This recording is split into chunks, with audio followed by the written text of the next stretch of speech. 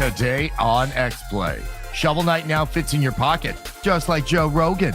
Plus, we get an inside look at the just-announced online Brawler Royale and Star Trek games.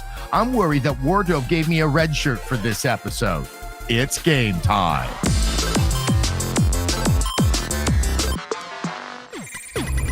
Hello, and welcome to XPlay. I have a very serious question to ask you, Hokage. Go for it.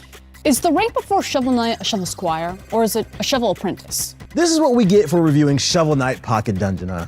And does a Shovel Lord own a Pocket Castle for the Pocket Dungeon, or is it still a Shovel Castle? You've thought way too hard about this. I need to go make a spreadsheet. Check out our review of Shovel Knight Pocket Dungeon. Hey everyone, and welcome to XPlay's review of Shovel Knight Pocket Dungeon, which is super exciting for a whole bunch of reasons. Because one, it's my first real XPlay review, which I'm nerding out about in case you can't tell. But also, because it's for a franchise that I am deeply connected with. In the name of full disclosure, I should mention that I am relatively good friends with the folks at Yacht Club Games. But my admiration for the franchise came long before I knew them. I truly love what they've created with the Shovel Knight franchise, from the world to the characters to each and every sequel and expansion. So a dungeon crawler with puzzle elements set in that universe is just exactly what I want. Because the only thing better than a dungeon is one that can fit in your pocket. All the best things in life are pocket-sized, friends. Your phone, candy, Adam Sessler. Hey Adam, what's up? Hey Gerard, look at you doing your first XPlay review. Don't mess it up. Thanks Adam, I'll do my best. And yes, that's where the cesspool is located, right in my pocket. That's canon now, folks. Enjoy.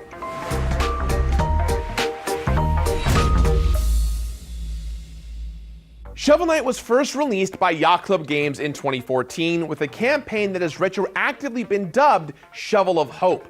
It was followed up by a series of expansion campaigns like Plague of Shadows, Spectre of Torment, King of Cards, and even a full-blown platform fighting game known as Shovel Knight Showdown. All of that was bundled into one gigantic pack called Shovel Knight Treasure Trove in 2019. After making a killer game and some great expansions though, Yacht Club Games is now opening up the Shovel Knight franchise by working with other developers like Vine to co-create spin-offs like Pocket Dungeon. At first glance, Shovel Knight Pocket Dungeon looks like a straight-up puzzle game in the vein of Dr. Mario or Tetris, but it ends up being at least as much of a roguelike dungeon crawler like Hades or Enter the Gungeon. When the titular Shovel Knight gets sucked into the titular Pocket Dungeon, he encounters a new character named Puzzle Knight, along with the entire cast of knights throughout the entire franchise. The player can then unlock those knights by beating them after fighting through an assortment of worlds based on levels from the first game. But which knights show up when is completely random, and the game has a classic roguelike structure that really emphasizes the dungeon part of Pocket Dungeon. And honestly, I was really impressed by how the game scales down the feeling of an entire dungeon to fit into an 8x8 grid. Clearing dungeons in Pocket Dungeon means chaining kills together to wipe out as many enemies as you can all at once, knowing that when you do damage to them, they also deal damage back to you equal to whatever their strength is. It's extremely simple in concept and barely requires any button presses outside of directional inputs, but in practice, it's fast and chaotic. It feels like it somehow boiled an entire genre down to just those 4 cardinal directions. That's 4 fewer directions than chess has. The basics of the gameplay loop will feel familiar to anyone who has played roguelikes before, especially the relics, which can either be purchased for a run or unlocked so that they'll have a chance to appear randomly in future runs. These are purchased from Chester, the treasure chest loving merchant from the other games, because this series loves puns almost as much as I do. Almost. There's a lot to unlock, and pretty much everyone from the Shovel Knight franchise reappears in this game.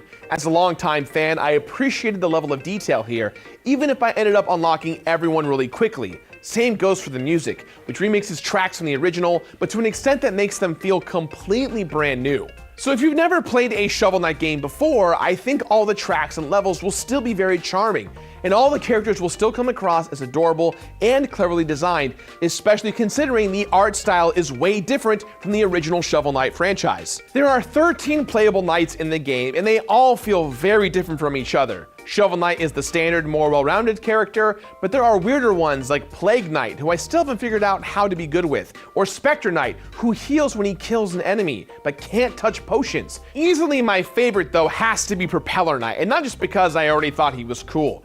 When he kills isolated enemies, his strength stat temporarily goes up by 1 until he gets a chain kill, which means that if you play it smart, he can just absolutely melt enemies at instant speed that almost feels unfair, but in a good way.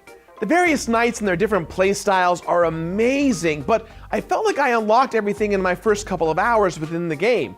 And sure, the game is meant to be pocket-sized, but the balance felt slightly off. Like I didn't have time to ease myself into learning each new character because suddenly they were just all there. And even though I felt like I had a pretty good grasp on how playing Pocket Dungeon worked, I had to relearn how to get good with each specific knight, because this game can be surprisingly hard depending on which mode you play it on. But hey, options! Who doesn't love options?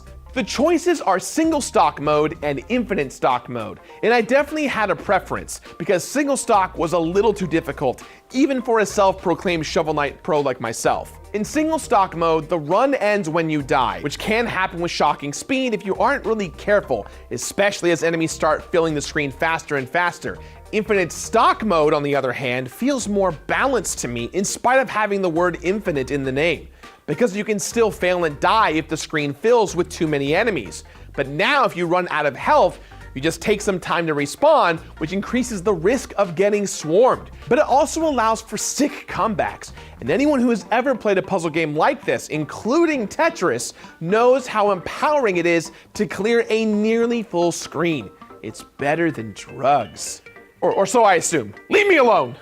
I just called Shovel Knight Pocket Dungeon a puzzle game, and that's because it definitely is. But it's less about solving things than surviving things, which is where the dungeon crawling vibe comes into play. In order to open chests and doors, you need to collect keys. And in order to afford relics or items, you need to be efficient with your chain kills and grab chests. But the emphasis is definitely on reacting quickly rather than thoughtfully considering your next move, which makes it feel novel as both a puzzle game and a dungeon crawler. And there's a big piece to this puzzle that thankfully isn't missing, which is more than I can say for pretty much any physical puzzle I've ever tried to assemble. But I'm talking about a versus mode, because hell yes, this game has a versus mode. Which means you can play against a friend or a partner or a tiny co-host who lives in your pocket. Here you go, Adam. Oh, wow. I guess stuff like this just changes sizes when you put it inside the pocket? Because you didn't think it was just going to crush me to death, didn't you, Gerard? Let's just play.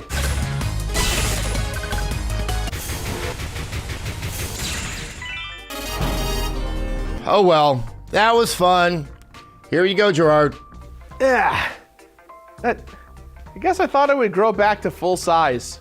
Bummer. Versus matches in Shovel Knight Pocket Dungeon can end pretty quickly if you're not careful. Versus mode also strips away some of the roguelike elements, but not all of them. There are still keys to collect and items that can be purchased, and if both players are in the zone, they can progress deep into the depths of the Pocket Dungeon before one of them dies.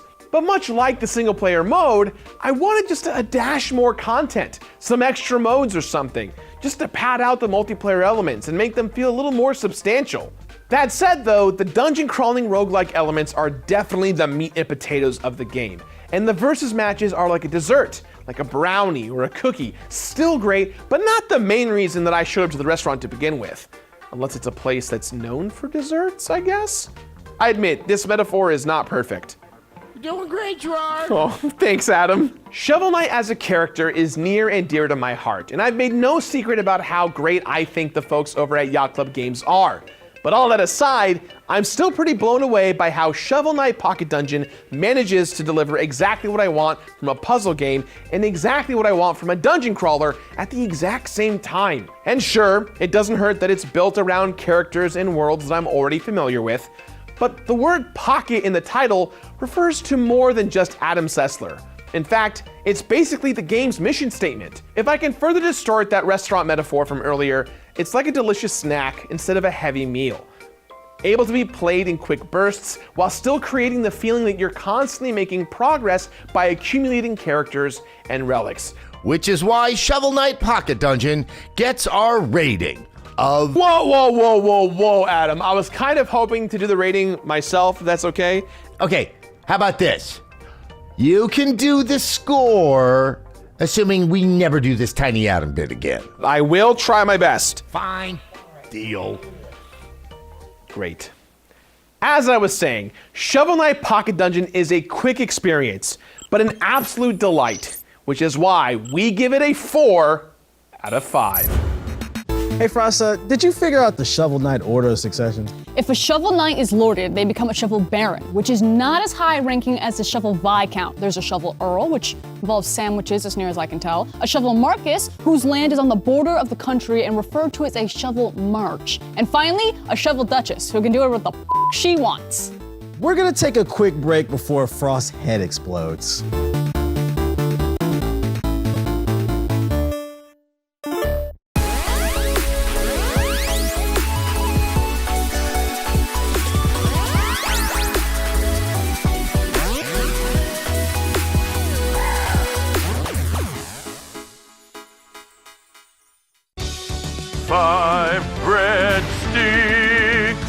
For my triple treat, 3 layers deep, 10 Cinnabon mini rolls to eat, and the pizza plus another pizza. The triple treat box, only from Pizza Hut.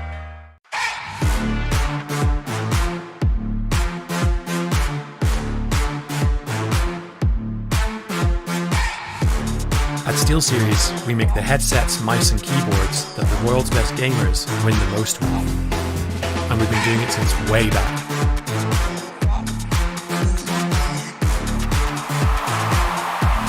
It's up to you how far you go, but whatever you do, go for glory.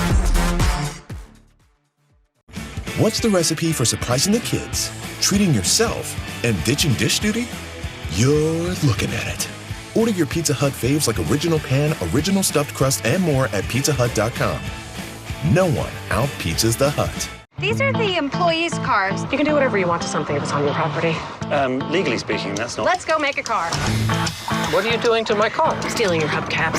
It's fine. I'm the new CEO. American Auto, January 4th on NBC. And watch 2 episodes now on Peacock. She'd moved to New York to follow a dream. Welcome to the Empire State. And then she's a victim of a violent murder. New York detectives have seen it all. You want to give that family justice. And only we can take you to the scene of the crime. The person who did this murder was very familiar with the Opera House. It takes a city of dreams to create these nightmares. It was a world-famous pizzeria. Does this have something to do with the mafia?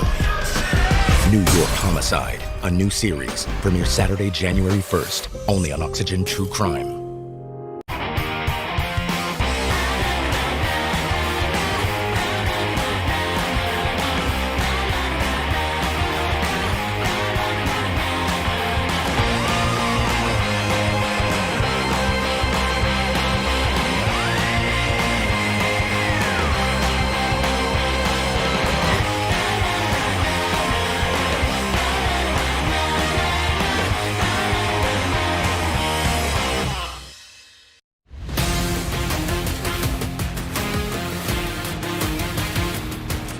Welcome back to XPlay.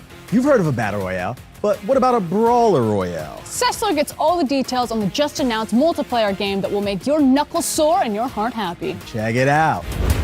It's time to talk about Rumbleverse, the new Battle Royale. I think that even undersells it. It's from Iron Galaxy Studios. And so joining me today, someone I was so excited to be able to talk to, it's Adam Boy, CEO of Iron Galaxy. Adam. The Adams are reunited. The Adams are reunited. Adam Prime and Adam, you're Prime. Really? Yeah, I think so. You've got the Prime beard. Ooh, so, buddy, yeah. buddy. It's Viking blood. Okay, so Rumbleverse, yes, it's a battle royale, but it's also wrestling. And I think finally someone remembered what a battle royale is. It's a wrestling term. It's actually not putting people on an island. That's right. Sort of like, are you closing the circle here? For those that don't know, what level of wrestling battle royale is this? Yeah, I mean, it's bringing it full circle. We call it a brawler royale, right? Okay, because then you're like, I mean, it's all about the fisticuffs, right? You're on this island. The only guns you have are the ones attached to your torso, right? These babies. Uh-huh. Boom. So you go out there into the world and you're trying to take it out and become the champion. And it's 40 players? Yeah, 40-player battle royale. The concept was about 4 years ago. We were just jamming on ideas of like, how do we sort of take all of our experience in the studio with melee combat, and how do we sort of break it to scale? We'd never really seen a melee game with dozens and dozens of players together. And so like, how do you solve that from a tech perspective? Right? That was the first undertaking. And then it was about, you know, when I play battle royales, I often am like, as soon as I see another character 3 pixels high, my heart starts to palpitate.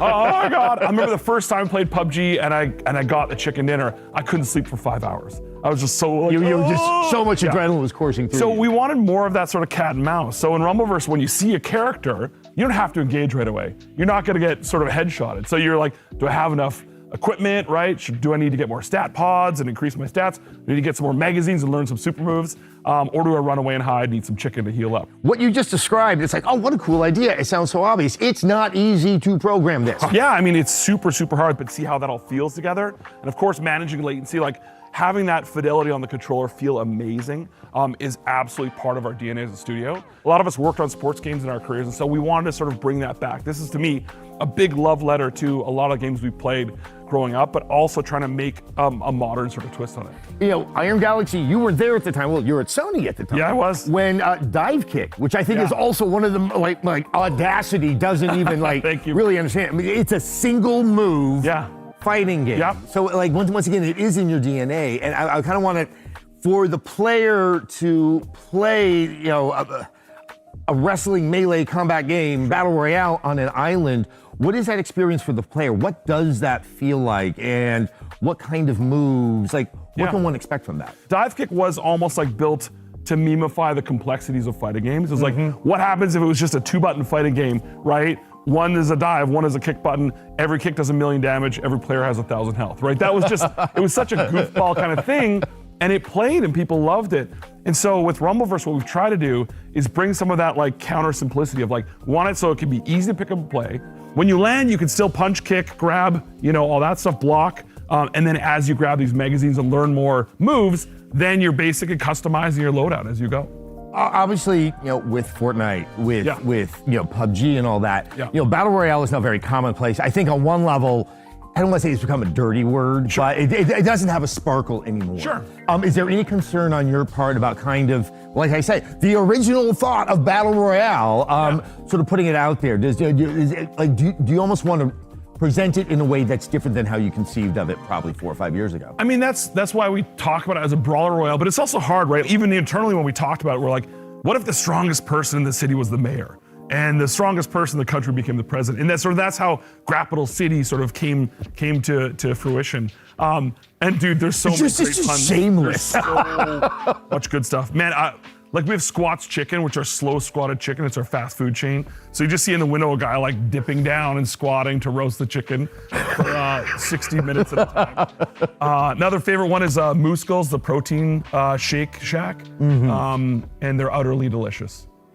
Yep, like you said, shameless. See? Shameless. We're not stopping, my friend. I mean, that's the thing is like when we built this sort of world, and you go, what would a movie feel like in this world? What would it? So the gameplay sort of evoked that. And to your point earlier, I mean, it is kind of new and different, but that's why we want to do the gameplay or the CG trailer last night, and then have it playable today.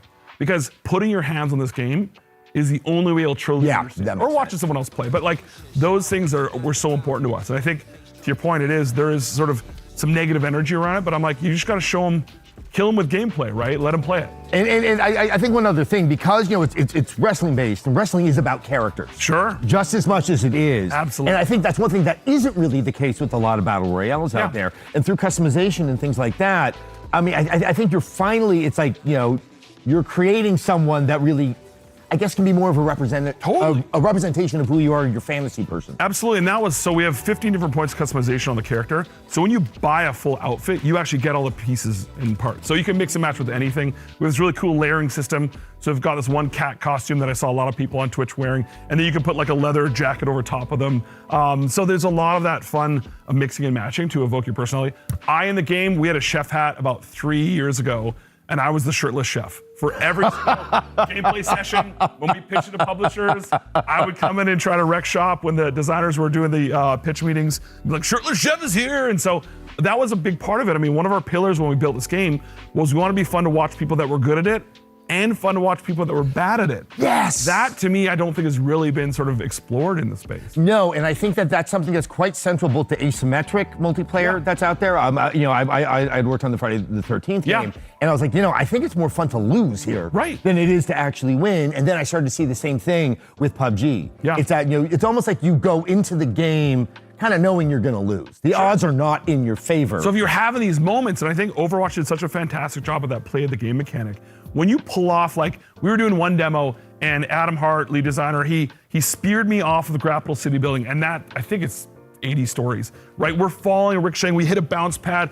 we explode back, and we're just like losing it with laughter. And we've been playing the game for hundreds of hours, right? So when you can still get those moments and not win, you don't have to necessarily be the champion. It's just like, gotta get back in. And then we also have an auto sort of re-queue system. So as soon as the match is done, you can auto queue and you're coming right back in. So that was the other thing. Matches are smaller, right? They're about shorter, 12 to 15 minutes. And our ring mechanic is a little bit different too. So you don't have access to the full island, right? When you think about it, without guns, you don't need people to have access to hectares and hectares of land. Right? Yeah. Let's put them in a subset of the world. And then if people do sort of play outside the ring, they're not losing health. They're getting counted down. And so if you get down 9, 8, if you get down to 0, you're eliminated. But there's a beautiful cat and mouse, because if you go back in the circle, you start regaining that countdown back. But it adds really neat mechanic. If you know somebody only has 4 seconds left and you toss them way out the ring, then they can get TKO'd basically.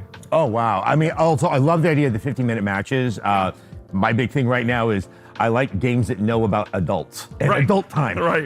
Some people have children. Some people have other things they got to do. Yeah. I cannot tell you. I was excited earlier. Now I'm just ridiculously excited. Adam, it is such a pleasure to have you here, get to do the interview. All right, round of applause for Adam, boys. We're just getting warmed up. Today's show has an exclusive developer interview. Up next, we've got an inside look at the brand new Star Trek game. And now we're going where no XPlay host has gone before. Wait, are we doing the show from space? No, we're doing a commercial break. I just usually have an ad blocker, so things should be interesting. Fair enough.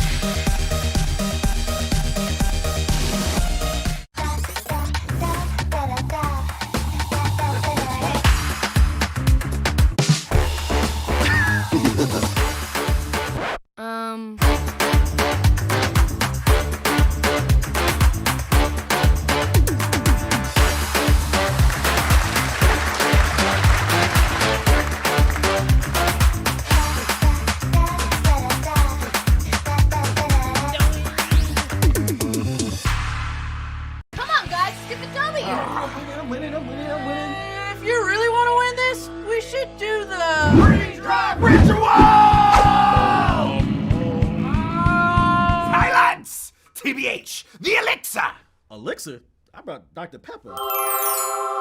Dr. Pepper is the elixir.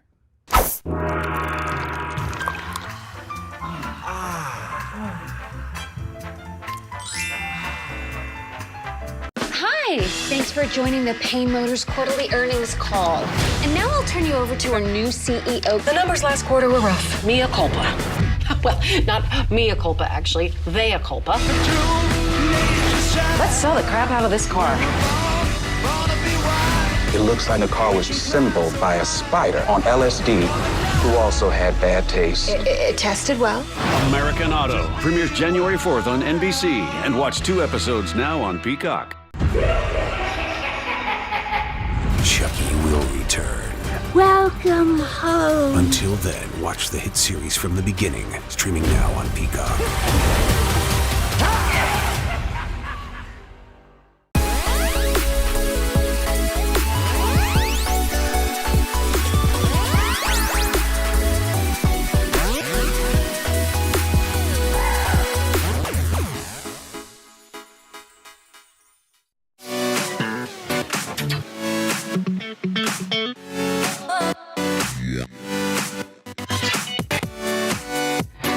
Hey kids, welcome back to XPlay, where we answer the eternal question, can we get excited for a Star Trek game? Yes, Hokage, the answer is yes. Oof, that's good because otherwise this interview would be a little awkward. Check it out.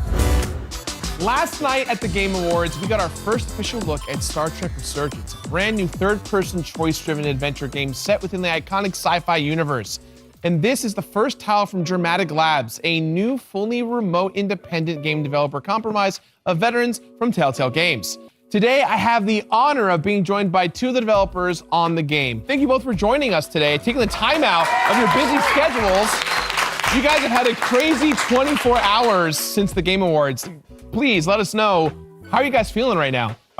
Over the moon. I mean, we've been holding this in for quite some time, so we're really excited that we finally got the cat out of the bag and everybody can see what we've been up to. What was it about Star Trek that made your team want to dive into the world and explore it from this narrative perspective? Well, I think first of all, we're fans. We love the franchise, so it's a passion project. I worked at the Paramount lot for my first job in Hollywood. Oh, wow. In a building named after Star Trek creator Gene Roddenberry. I walked on those sets where they had shot them. So for me, it's kind of like coming full circle, and this is a dream fulfilled. So, you know, it's a passion project, but passion isn't enough. It has to make sense and it has to fit. And Kent, you want to talk about that? Right, and so Star Trek is a license that makes a lot of sense with the kind of games we like to make. When outside of all the sci-fi spectacle and the amazing universe and the costumes and the sets, it's always about like human drama. It's about like interpersonal relationships between characters, you know, like hard decisions people have to make. So that's our wheelhouse. So for those of you guys that are not well versed in Star Trek, particularly the Next Generation, can you guys give us a brief synopsis as to what the world and events that are leading up to this moment taking place in Resurgence? Yeah, well, so we actually chose this moment so that it would be a great jumping off point for people who aren't well versed in Star Trek. We wanted to have a nice bit of space carved out for ourselves where you don't know kind of what's going to happen. We're not trying to stick the landing on somebody else's story. Right. We have some, you know, uncharted territory to tell our story.